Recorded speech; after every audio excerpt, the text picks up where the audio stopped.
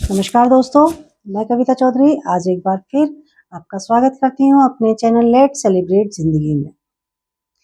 गणतंत्र दिवस की हार्दिक शुभकामनाएं। गणतंत्र दिवस की आप सभी को हार्दिक शुभकामनाएं। गणतंत्र दिवस कहने में ना कितना अच्छा लगता है ना। गणतंत्र, गणतंत्र का अर्थ क्या है? गण यानी जनता और तंत्र क्या है? राज्य प्रणाली। यानी अगर हम इसके अर्थ पे जाते हैं तो आपने सुना होगा जनता का, जनता के लिए और जनता के द्वारा। जब जनता का और जनता के लिए और जनता के द्वारा यानी है भी उसका, उसके द्वारा हो रहा है और उसी के लिए है। यानी जनता, जनता कौन है? आम नागरिक, सामान्य जन जो है वो सभी जनता है।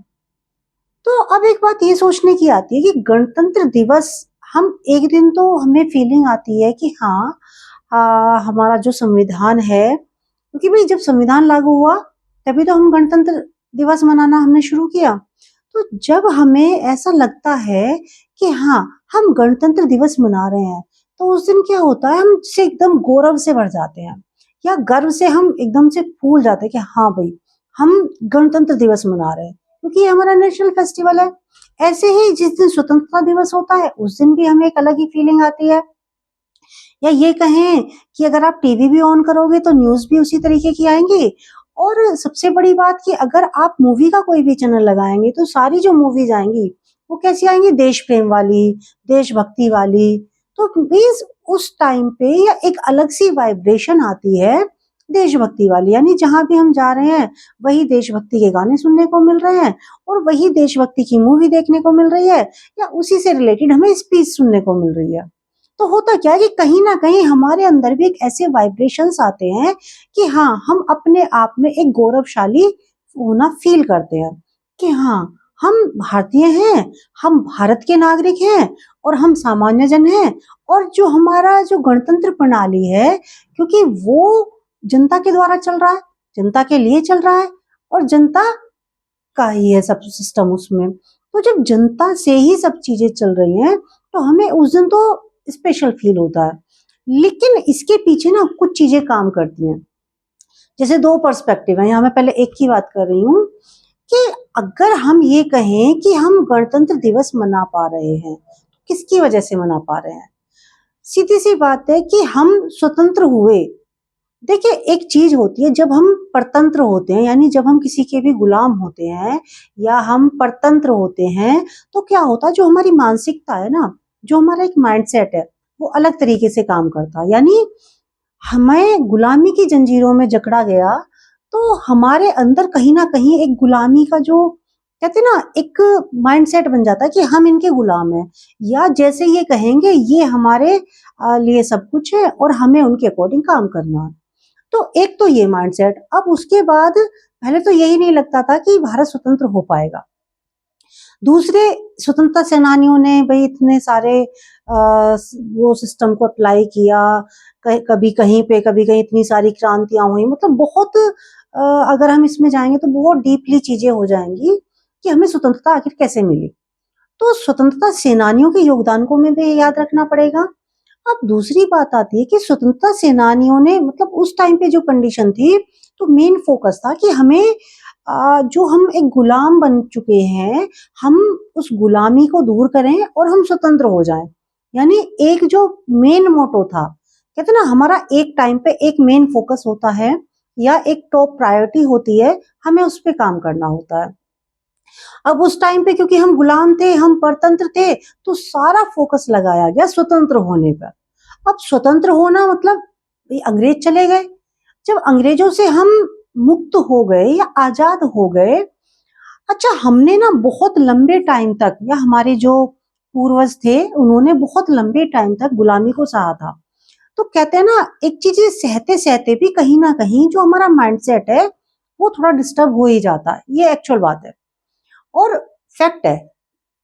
कहते ना, ये कटु सत्य है कि जब हम जिस कंडीशन में रहना शुरू कर देते हैं, बेशक हमें वो अच्छी नहीं लग रही, लेकिन कहीं ना कहीं हमें उसकी आदत हो जाती है, हैबिट हो जाती है।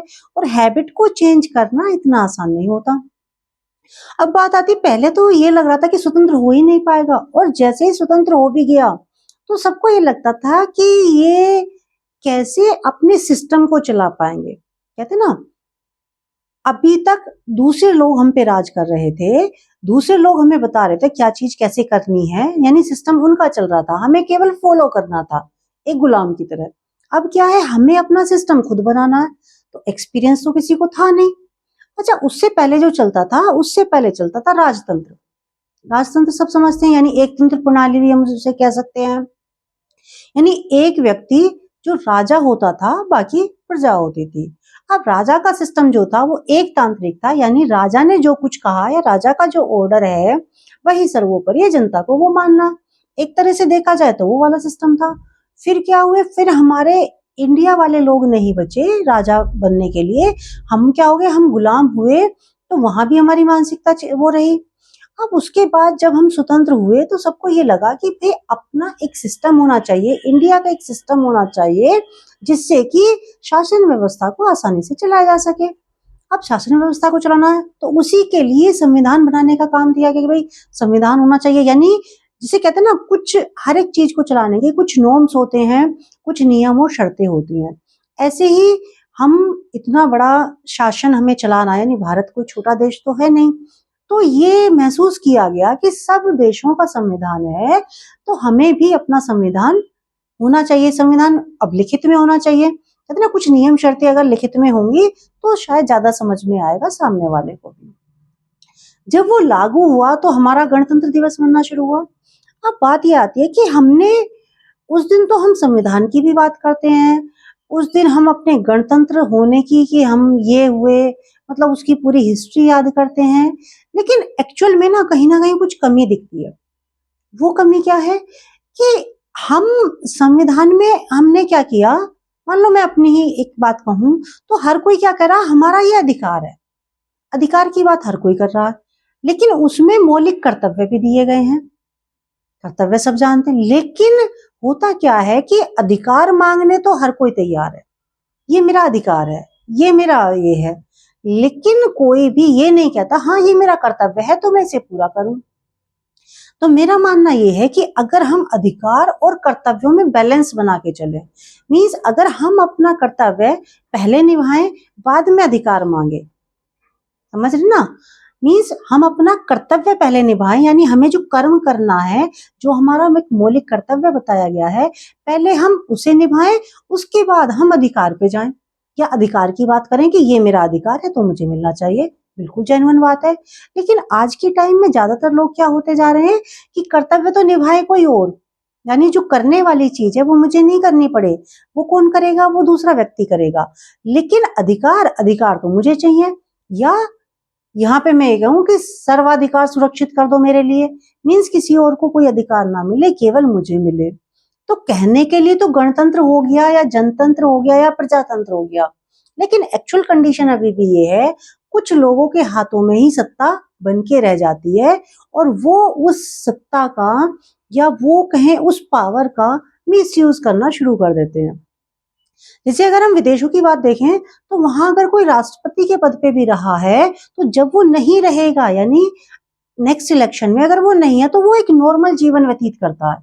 लेकिन हमने यहाँ पे अपने देखा है, अगर कोई सांसद भी बन जाए, विधायक बन जाए, राष्ट्रपति प्रधानमंत्री तो बहुत बड़ी बात है, अगर कोई इतने छोटे से पद पे भी पहुंच जाए और वो अपनी पावर ऐसे दिखाएगा जैसे मैं सब कुछ हूं, अब मैं कुछ भी कर सकता हूँ, और उसके नाम पे उसके जो साथी होंगे जो बिल्कुल कुछ नहीं है, वो क्या करेंगे, वो और ज्यादा पावर चलाते हैं कि पता नहीं है हम ये हैं या हमारे हम उनके जानकार हैं।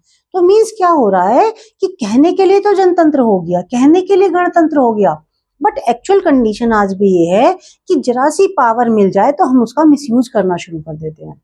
तो मुझे ये चीज लगती है कि जब इंडिया के बाहर हम जाते हैं, मतलब इतने अच्छे अच्छे देशों में भी जो सबसे कहते हैं सीनियर पद पे रह चुके, वो जब उस पद पे नहीं है तो वो बिल्कुल एकदम सरल स्वभाव में रहते हैं कि हाँ ठीक है कोई नहीं है, एक आम नागरिक की तरह बिहेव करते हैं।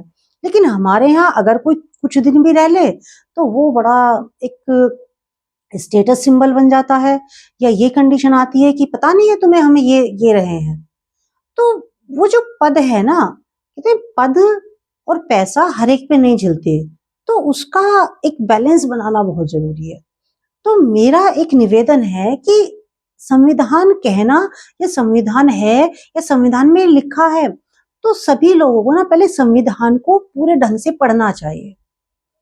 होता क्या है कि किसी को भी हमें मतलब मिसगाइड करना है, तो वो क्या कहता है कि संविधान में ये चीज है, बट एक्चुअल में जिससे बोला जा रहा है उसे नहीं पता है।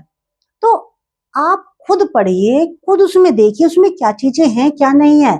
आए दिन पता नहीं सोशल मीडिया पे क्या क्या चलता रहता है। तो जरूरी ये है कि पहले हम अवेयर हों, पहले हम खुद उस वास्तविक मूल रूप को पढ़ें कि वास्तव में हमारे कर्तव्य क्या हैं और हमारे अधिकार क्या हैं, या बाकी सारी चीजें, या किस संशोधन में क्या क्या चीजें हमें मिली हैं। मैं ये नहीं कह रही कि अधिकारों का यूज मत करो, अधिकारों का यूज करो, लेकिन कर्तव्य करने के लिए भी तत्पर रहो, कि क्योंकि हम भारत के नागरिक हैं। तो इस दृष्टि से देखा जाए तो पहले आप संविधान को पढ़िए, समझिए।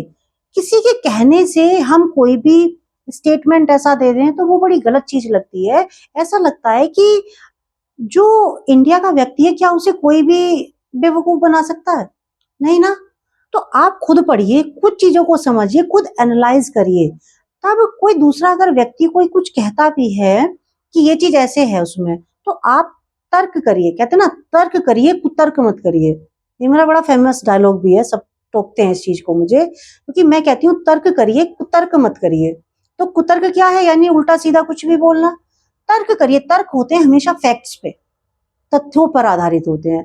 तो तर्क कब आएंगे? तर्क जब आएंगे जब हम पढ़ेंगे, चीजों को समझेंगे, चीजों को एनालाइज करेंगे। ठीक है ना? जब उससे क्या होगा कि हमारे जो उस तथ्य के बारे में या उस कंसेप्ट के बारे में हमारे जो विचार बनेंगे ना, वो बड़े सॉलिड बनेंगे।